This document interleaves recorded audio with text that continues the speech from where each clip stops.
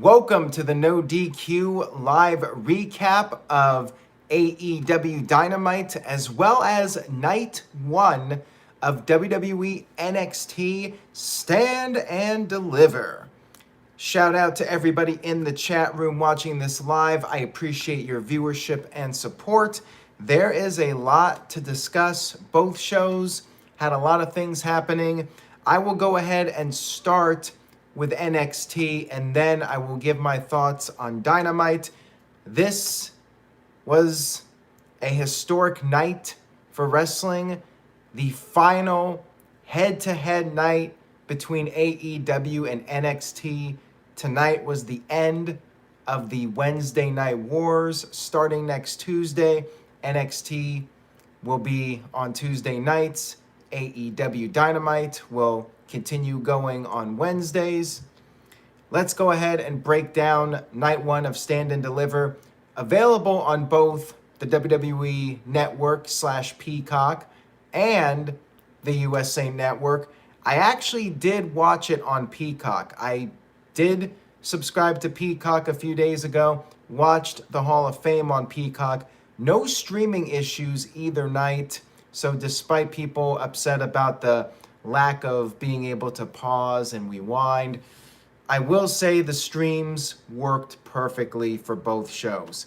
And the good thing about Peacock was that you could watch the matches uninterrupted without commercials. And that was nice. That was a nice touch. Although there were little audio issues, you could tell every time they went to a commercial, the audio would cut out for a few seconds. We kicked off Stand and Deliver with the Guitar National Anthem from Nita Strauss.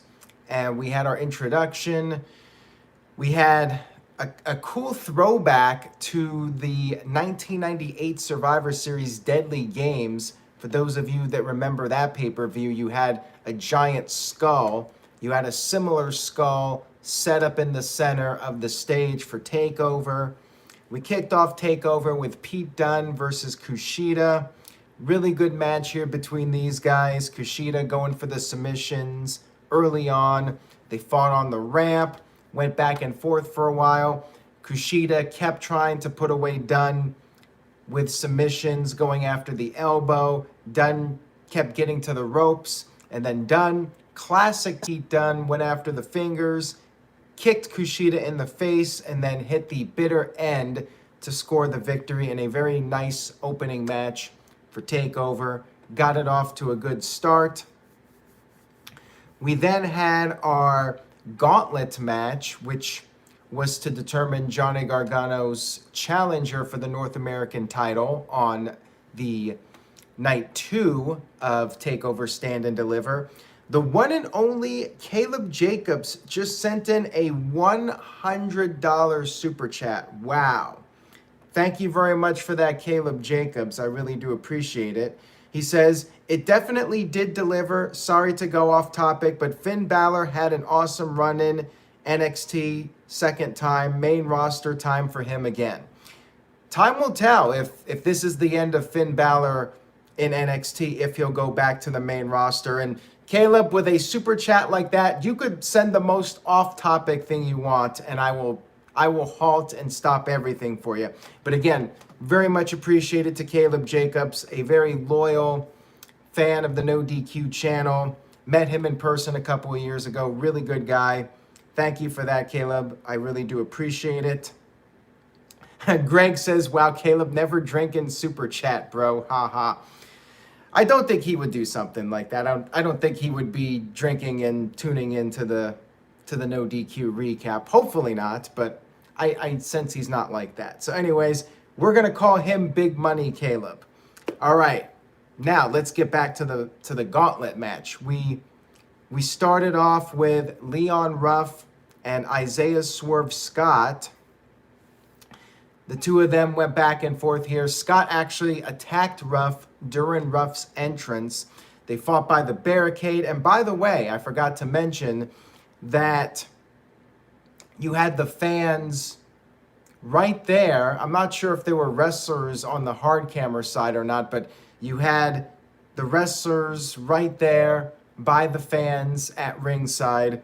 There were more people too in the Capitol Wrestling Center. There was a larger capacity for this show. They had several rows of bleachers set up, which in the past there was only like one row on the floor of fans.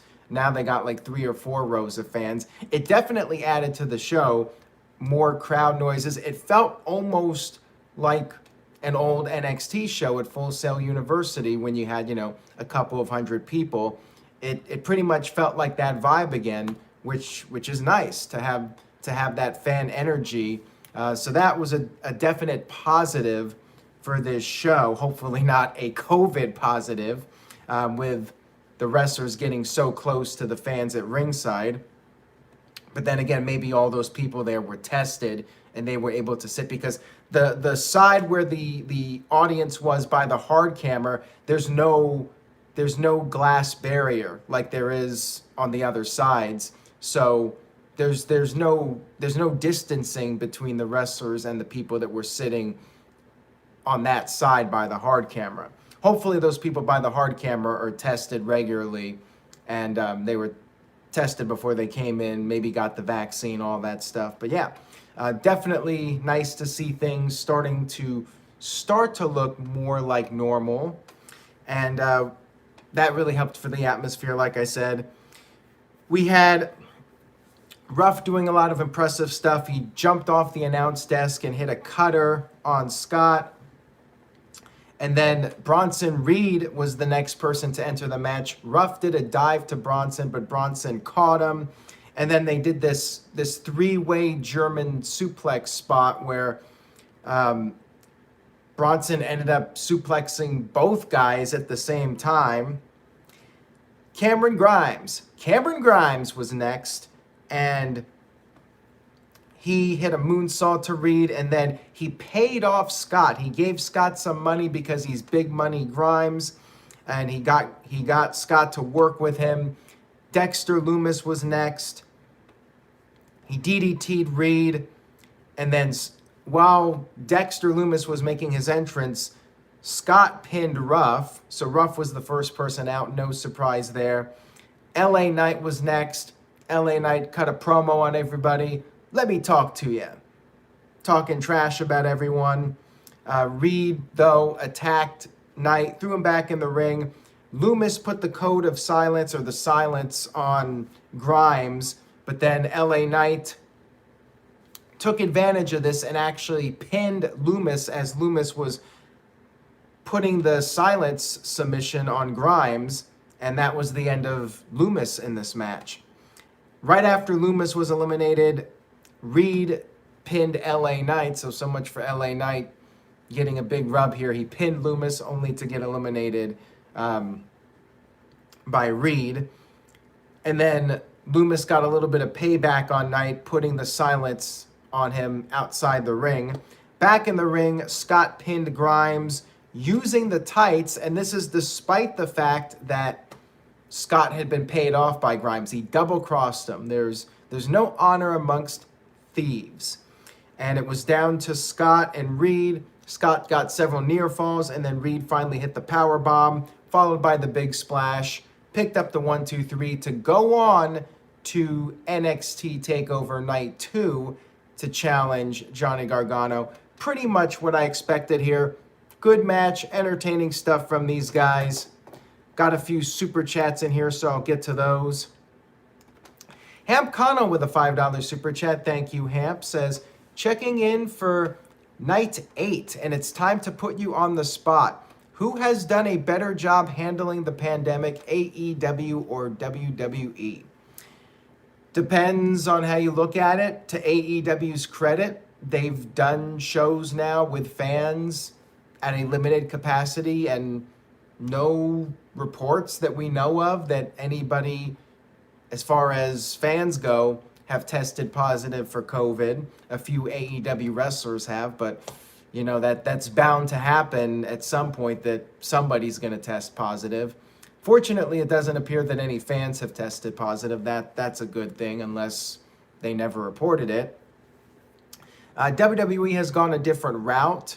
they're doing the Thunderdome, and that's working out for them. Each company's doing their own thing, and it was tough in the beginning. Nobody really knew what was going on, and mistakes were made.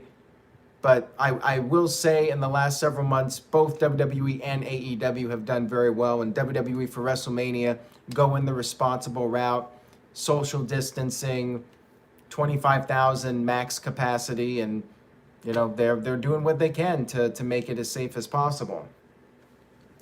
Johnny Boy with a $3 super chat says, awesome takeover. It felt like old takeovers. And this was just the first night too. We still have night 2 coming up. Father Adrian with a €4 super chat left a prayer emoji. Thank you for that, Father Adrian. I appreciate you being in the chat room and sending your positive emojis. Thank you for that. We'll move on here to our next match, which was one of the matches I was most looking forward to with this takeover. Tommaso Ciampa. Is it Ciampa or Ciampa? Because I'm not sure who it was. It might have been Sam Roberts during the kickoff kept saying Ciampa, and I thought it was Ciampa, but I don't know. Chat room, help me here. Is it Ciampa or Ciampa? Like I'm going to chomp something. Or is he a champ? Ciampa or Ciampa? I need help here because I hear different pronunciations of it. It's like Pac and Pac. Like, what is it? So anyways, good news. Ciampa got rid of the hairline that made him look about 20 years older than he actually is. He shaved his head again, so that was a positive. Glad he did that. People are saying Ciampa like a champ, so I like Ciampa better. That's just me though. Ciampa just sounds weird. Darren says like Ciampa, so I'm not sure anybody actually knows. What does he actually say? We need to find a clip of him saying his own name so we know how he pronounces it. Yeah, Ciampa looked a lot younger, as MVP Kev points out in the chat room. We had Ciampa challenging Walter for the UK title. The crowd was on fire for this dueling chants. Ciampa was confident earlier, and Walter's right hand got hurt early on in the match, and it was difficult for him to hit his moves on Ciampa. That worked to Ciampa's advantage. However, Ciampa kept trying to pick up Walter, could not get him up. And on the outside of the ring, Walter went for a chop, but he missed and ended up hitting the announce table. And there's a big hole in the announce table. I thought that was pretty cool. They got back in the ring, and Ciampa kept trying to knock down Walter, repeatedly clotheslining him, finally got him down, and then he got several near falls, but Walter kept kicking out. Walter then made a comeback, hit a German suplex, got a near fall. Ciampa had to resort to some biting to get the upper hand, and he started bending the fingers, doing a little bit of Pete Dunn, put on a submission, but Walter was able to get to the rope, and then Ciampa went after the hand, the bad hand of Walter. He hit a second rope air raid crash for another near fall. At this point, the crowd started chanting "Fight Forever." Walter went after the neck because of Ciampa's past surgery, hit a power bomb, and then he hit a second one, but Ciampa still kicked out of it. At this point, the crowd started chanting, "This is awesome." And then Walter finally put away Ciampa with another suplex and then hit a chop because he's the master of the chop. He finally got his chop, and he scored the 1-2-3 victory to retain the UK title. Again, pretty much what I was expecting. Considering the pandemic and everything, I didn't really feel that Ciampa would be winning the title. And Walter now has been UK champion for over 2 years. Who is finally going to stop him? That's the big question. Ciampa couldn't do it, but gave him a great fight. Awesome match. Imperium came out there to celebrate. Big thumbs up for these guys. And to me, this was the match of the night. It's going to be tough to top. I think that Kyle O'Reilly and Adam Cole have a decent chance, though, of topping this match, but it was an excellent match. I definitely recommend checking it out. Total pay-per-view quality. And again, it was nice watching it on Peacock because there were no commercial interruptions. Father Adrian with a €2 super chat, thank you for that, says, Aaron, would you take a Walter chop for $300 or $500? Hell, I'd take it for $300, but yeah, if you're saying $500, sure. I'd probably do it for $100. I think I could take a chop. I think I'm at least tough enough to do that, although his chops are pretty brutal, so might just knock me completely off the ground. But hell, for $100, you know, not a bad little chunk of change. Every dollar counts. The one and only Caleb Jacobs with a $7.93 super chat says, for the guy earlier in the chat, Aaron does know me. If you knew me in person, you would just know that I don't drink. A+ for the show. And yeah, like I said, Caleb, he's not like that. He's not the kind of guy that's going to come on here and start drinking and acting a fool. An A+ for Caleb. So I'm saying that it was a hell of a show. What letter grade I'll give it, you guys will have to wait. Greg says, for $100, in the famous words of The Rock, you sick freak. Hey, a chop, you gotta just take it. You gotta be a man and take it. I mean, if it was gonna put me in the hospital, it would not be worth it. But yeah, I think I would take one for $100. Might be sore for like a month, but hell, why not? You only live once, right? We had a little promo for Frankie Monet, aka Tyler Valkyrie, and her dog was in the promo like it was last week. We had our triple threat match for the NXT Tag Team titles. We had MSK versus the Grizzled Young Veterans versus Legado del Fantasma. Really fun match here with these three teams. Just total nonstop action, if I must use that phrase. Lots of high flying, just constant people jumping off the top, diving, and really fun match to watch. Very exciting. You had it come down to two teams. It was MSK and the Veterans. They basically worked together and took out Legado del Fantasma with a variety of big moves. And then MSK and the Veterans, you know, they were in the finals of the Dusty Classic. They traded blows like in a hockey fight. But in the end, MSK did pick up the victory with their finisher to become the new NXT Tag Team Champions. I think I went with the Veterans. I thought maybe since MSK just debuted not too long ago, WWE would have them chase a little bit more, but they are the Tag Team Champions. And William Regal came out to celebrate with them. Brandon says he feels like the Grizzled Veterans should have won. And Dr. NXT Scorpio said the same thing. I kind of agree with you guys. Like, I think maybe MSK should have chased a little bit longer because now they're the champs and, you know, the chase is over. So they're defending against other teams, I guess.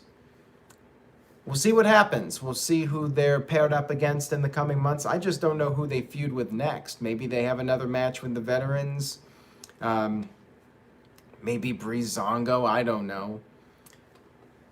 What NXT needs is like a really good heel tag team. Like maybe rehire the Authors of Pain or bring in some team. Like that would be cool. MSK needs like a good monster heel tag team to go against. And I'm not sure who that is right now.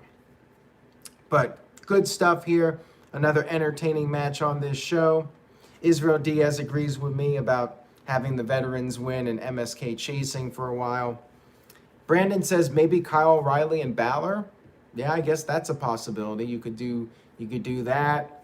But yeah, they need to get some strong, like powerful tag teams in there to feud with these guys.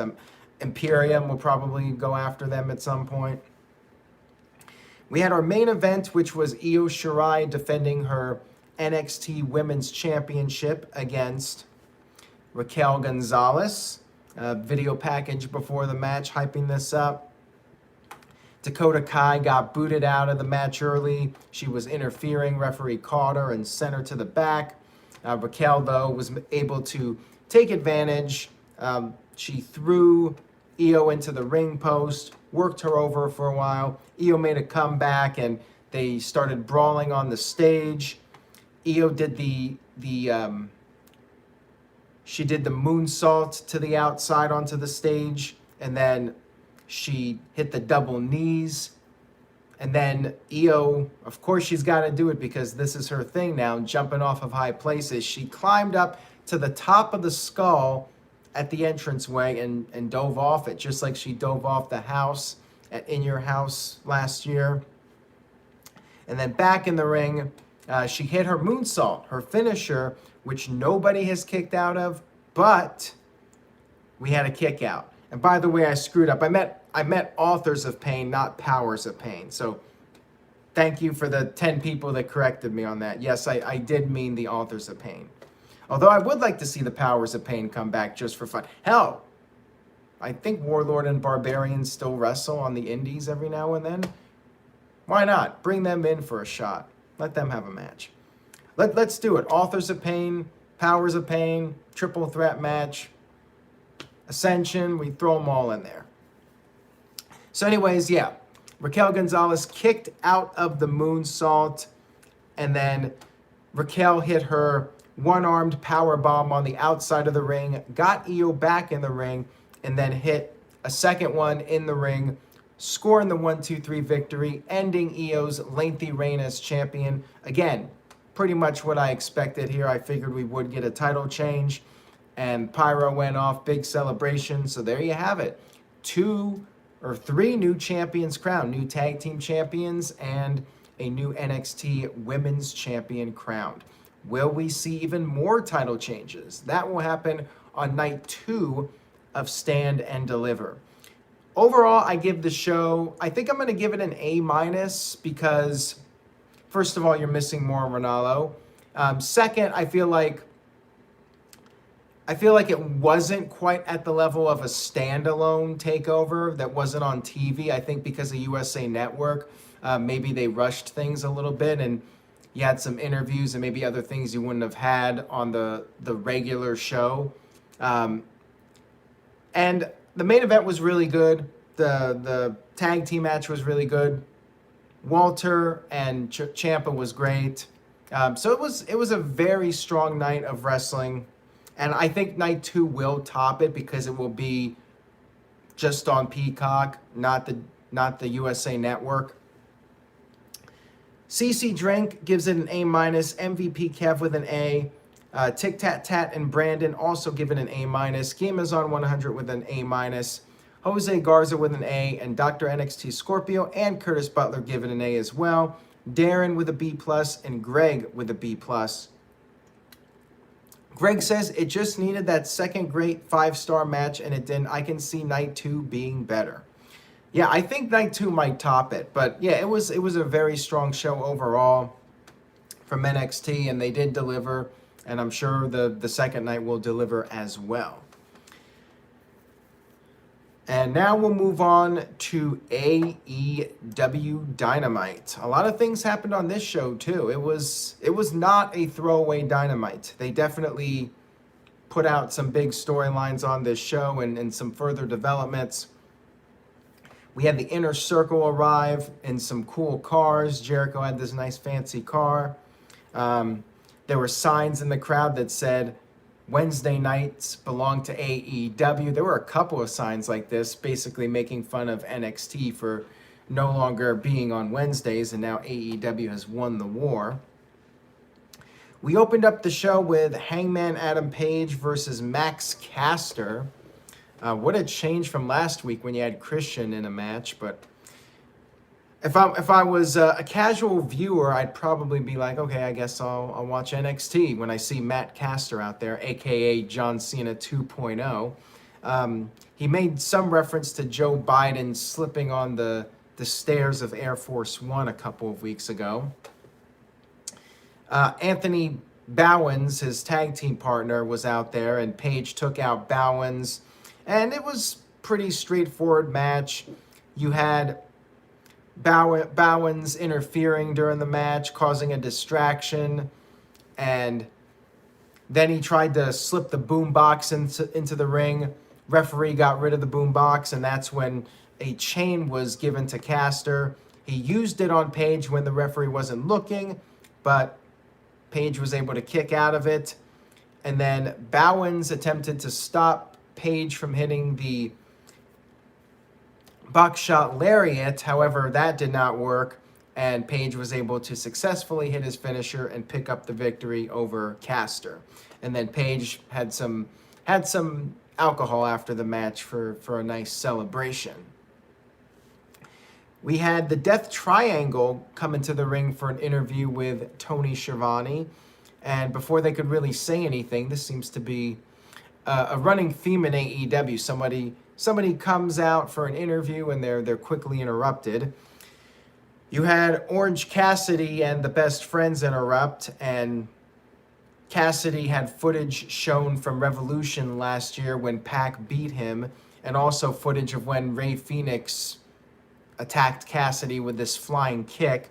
And Chuck Taylor said they still remember. They're giving the Death Triangle a heads up that the boys are back in town, but they're not just the boys. They have an alien too, Chris Statlander, who I guess is now officially part of the Best Friends faction. We had the Inner Circle come to the ring, and to me, this was the best thing of Dynamite. This was an awesome promo from Chris Jericho. They're back in black. He talked about how the Pineapple or the Pinnacle gave them a wake-up call. Jericho apologized to the fans for making bad decisions over the past 6 months due to MJF. I didn't know MJF had anything to do with the Fozzy concerts in Sturgis, but anyways, he referred to MJF as my jerk-off friend. Mike B with a $5 super chat real quick here says, NXT was very good, off topic, sorry, but I'm getting my first dose of the vaccine tomorrow. Hopefully everyone can get theirs soon. Good luck to you, Mike B. I hope it goes well. And I'm actually getting mine on Friday, and I'm a little nervous because I'm thinking to myself, why would I do this right before WrestleMania and risk side effects? But I'm not too worried. However, if Saturday is a disaster, you guys will know why. Eric Harris says losers. Not sure if he's talking to you guys or me or all of us or talking about the AEW show. I don't know. But anyways, let's get back to the Jericho promo. We had Jericho talk about how MJF was one step ahead of him, and MJF wants to be better than the GOAT now, but he's got big shoes to fill.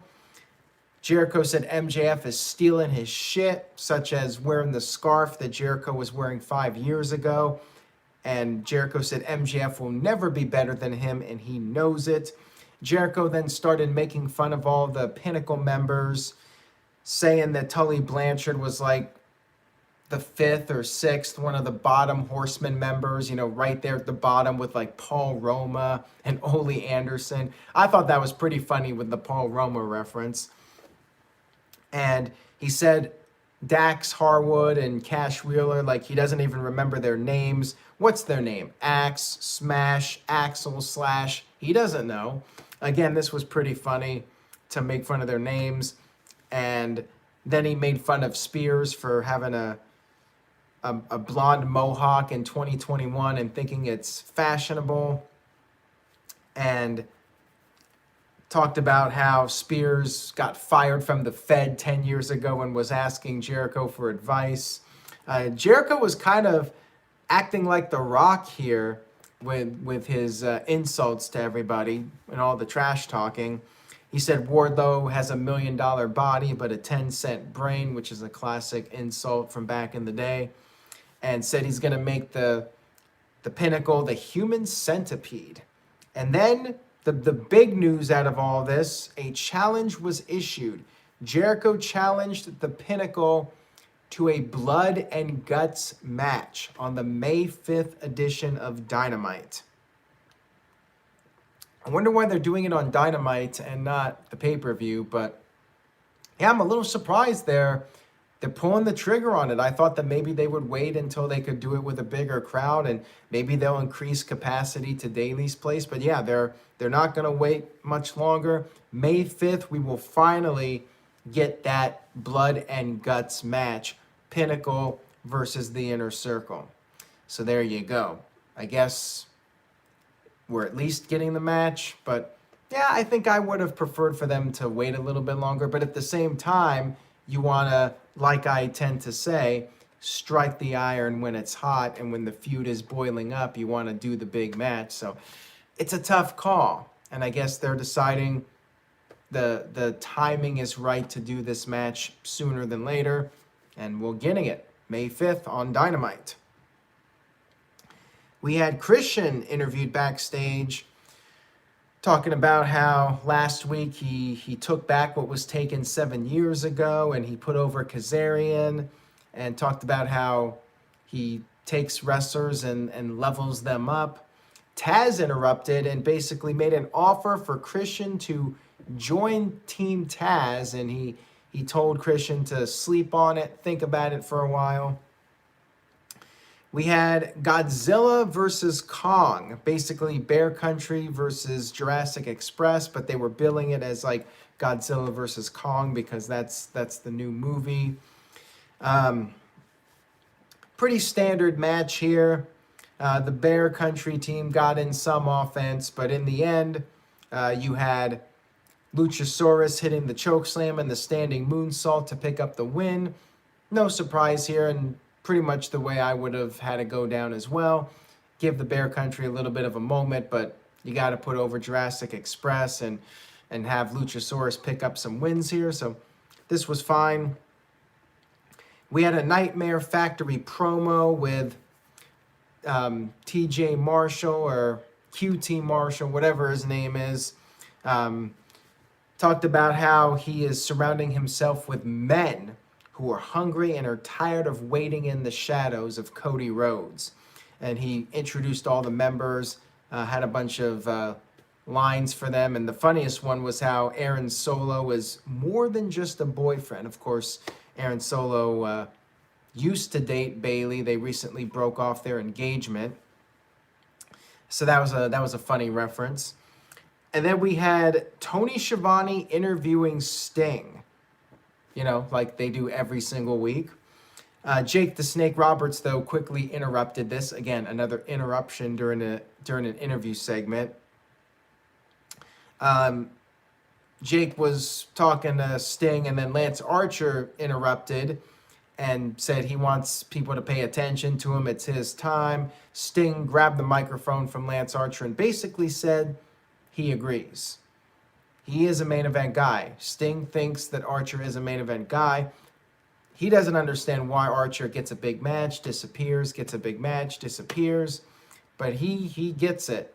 And he thinks that Jake the Snake needs to help Lance Archer channel that energy so Lance won't keep disappearing. So the plot thickens with all this stuff. We're probably getting a Sting versus Archer match at some point. The one and only Caleb Jacobs with another $5 super chat. Thank you very much, Caleb, again, for your very generous super chats. I really do appreciate it. He says, that Team Taz segment with Christian reminded me of Christian with his TNA debut with Team Canada back in 2005. I don't even remember that, but I mean, it's a storyline that gets done all the time. Somebody comes in and then somebody from a group offers that new person a spot in the group. I mean, it's been done many times over the years, so that's that.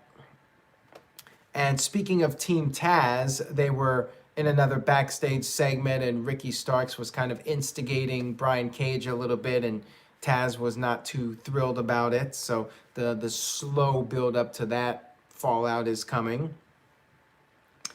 We had Darby Allin versus DJ Drake, or JD Drake, not sure what his name is.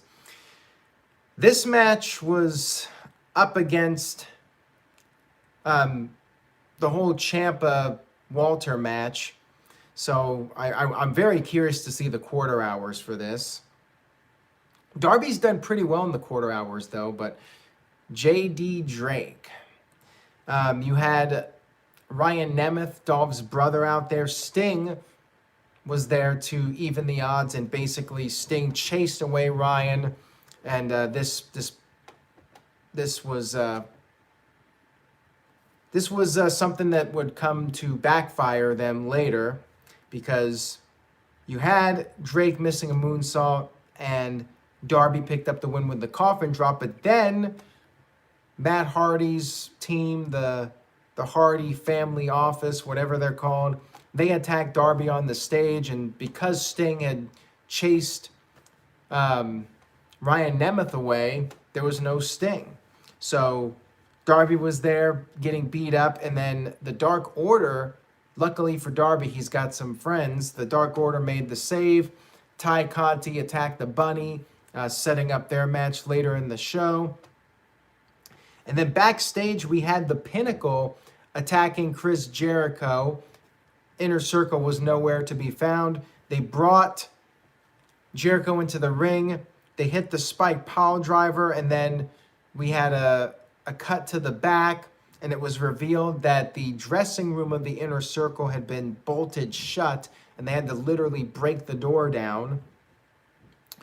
Wardlow was going to powerbomb Jericho out of the ring through a table, and that's when Mike Tyson, yes, Iron Mike Tyson, the baddest man on the planet, Chris Jericho's rival, he made the save for Jericho. He punched Shawn Spears with a series of body punches, and then the Inner Circle ran down. Jericho got back to his feet, and he offered his hand in friendship, an olive branch to Mike Tyson, which Tyson accepted, and they hugged, and all is right in the world. Jericho and Tyson are cool again. Good stuff here. I liked the angle. I like Mike Tyson with Jericho. I mean, people were hoping to see a Jericho-Mike Tyson match, but maybe we get a tag match at some point with Jericho and Tyson teaming up. Might be a better way to utilize Tyson. Just like you put Bad Bunny in a tag match, don't put him in a singles match. We had Britt Baker interviewed, and she had a request for Tony Khan. She's ranked number 4, and she's not happy about it. She feels that the number 1 contender should be the biggest star, the biggest merchandise seller, and I kind of agree with her. And she wants her title match, but she's willing to do it the way AEW wants it done. She's going to compete on Elevation, Dark, Dynamite, and get to the top of the rankings, which hopefully she does. Hopefully she gets the title at some point. We can only hope. We then had 9:25, 9:30 spot. You know what it is. It's a women's match.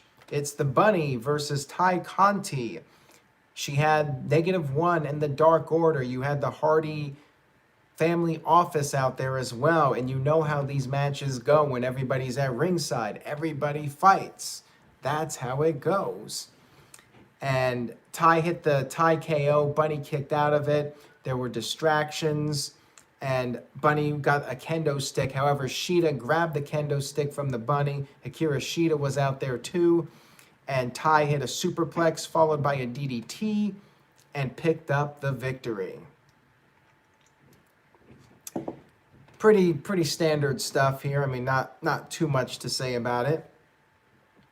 And then we had our main event segment. Before we get to that, the one and only Caleb Jacobs with a $4.03 super chat. Thank you again, Caleb, again. He says, I want to see Mike Tyson punch Jericho again. Well, I'd rather see MJF get it now. Like, I think they should do Jericho and Mike Tyson against MJF and maybe Shawn Spears. So Shawn Spears takes the fall and MJF can also get punched out by Tyson. Like, they could do something like that. But yeah, I'm fine with Jericho and Tyson being together. We already saw Jericho get punched. He's a face now, and MJF's the guy I want to see get punched out. Like, that's what they got to build up to. Curtis Butler says the Bunny needs to stop mugging for the camera. All right. We had our main event, Kenny Omega and the Good Brothers against the Young Bucks and Jon Moxley. Don Callis was on commentary, as he usually is for Young Bucks matches, or not Young Bucks, Kenny Omega matches. Bucks and Moxley had a hot start, did their trio of dives to the outside. And then later in the match, Moxley stopped a V-trigger attempt. Matt hit a pile driver to Omega, but Omega kicked out. Matt's neck was hurting him a little bit, but then the Bucks worked together. They double-teamed Omega. They were on the verge of winning, but Carl Anderson made the save, and the Bucks had to regroup, and they went for the BTE trigger. However, they hesitated. They did not hit the move. They could have finished Omega and won the match. They didn't do it. Moxley got upset. They hesitated again. They were going to do it, but then they didn't. So Moxley was like, screw this. He tagged himself in, hit the paradigm shift. He hit a second one. He put the sleeper hold on Omega. Bam. He got hit with super kicks from the Bucks. Eddie Kingston ran down to try and help his friend, but then Carl Anderson and Luke Gallows cut him off. And back in the ring, Anderson and Gallows hit the Magic Killer to Moxley, put Omega's body over Moxley, and Omega picked up the victory. After the match, the Bucks were standing there looking very upset, almost like they were going to cry. But then they hit a double super kick to Moxley, and the announcers were like, looks like the Bullet Club is back together. And just as the show was going off the air, you had the Bucks hugging it out with Anderson and Gallows and Omega. So is this another heel turn for the Bucks? I mean, they go back and forth. 1 week they're good guys, 1 week they're bad guys. Are they with Omega? Are they against Omega? Now they're with him. So, yeah, I guess maybe it's a swerve. I don't know. Looking at some of the comments here, Father Adrian says the Bucks are a poor man's Rockers. Dr. NXT Scorpio says the Bucks turning was too predictable, I thought. Curtis Butler says the remake of an NWO swerve. I've seen this before. They confuse the younger fans. Tic Tat Ted says it's the Big Show effect. Yeah, I guess next week they turn face. I don't know. Overall, I thought Dynamite was good. Good show. Not as good as NXT, of course. I'd probably give it a solid B overall. I am intrigued about what's going to happen next with the Bucks. I liked the Jericho stuff. Jericho's promo was great. Yeah, entertaining show. And next week, finally, I can focus 100% on NXT and 100% on Dynamite. Tuesday night, I'll be recapping NXT. Wednesday night, I'll be recapping Dynamite. Michael Wayne and CC Drink with a B-, MVP Kev with a B, Israel Diaz with a B-, and Curtis Butler with a B- for AEW Dynamite. So anyways, guys, thank you very much for tuning in tonight. I really do appreciate it. Make sure you stay tuned to NoDQ.com for the latest news heading into WrestleMania. This was night 8 of 17 straight nights of live streaming. More to come. We got night 2 of Stand and Deliver. We got Smackdown, WrestleMania Night 1, WrestleMania Night 2, Raw, NXT on Tuesday, Dynamite, No DQ review, and then Smackdown, and then I'll finally have a break after that. Take care, everybody. Enjoy your Thursday. Thank you to everybody in the chat room, and thank you, Caleb Jacobs, and everybody else for your super chats. See you guys next time.